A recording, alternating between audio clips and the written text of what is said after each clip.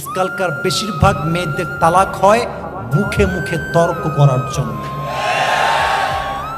আপনার জিহবা এতটুকু বড় তাই না, ওদেরটা ইয়া বড়। সব মেয়ে না, কিছু মেয়ে আছে খাইস্টা নাম্বার 1। এদের মনে হয় এরকম হয়েছে, আছে এরকম মেয়ে কথার আগে চটপট চটপট করে কথা বলে। আমার মুরব্বীরাও একমত হবে, যুবকরাও একমত হবে, একজন পুরুষ সব সহ্য করতে পারে, বাট তার ব্যক্তিত্বে আঘাত দিয়ে কথা বললে পুরুষটাকে 2 পয়সা ছাড় দিতে প্রস্তুত নয়। আনুগত্যশীল হন। তা আমি তো একটা কথা বলি, ডিভোর্স হলে আমাদের কিছু হবে না, সব ক্ষতি মেয়েদেরই হয়।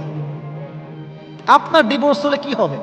সমাজে ডায়লগ, ছেলে তালাক হয়ে গেছে, সে তোমার বিয়েটা আবার হওয়া দরকার, খুব কষ্টে আছে, খুব বউটা চলে গেছে। আর মেয়ের তালাক পেলে, আরে তুই তো ডিভোর্সি, আরে তুই তো স্বামীর ঘর করতে পারিস না, তোর মতো ডিভোর্সিকে কে বিয়ে করবে? অর্থাৎ পুরুষদের তালাক হওয়ার পরে জীবনটা কিন্তু সহজ, বাট মেয়েদের জীবনটা কিন্তু এতটাও সহজ নয়, ঠিক কিনা বলেন?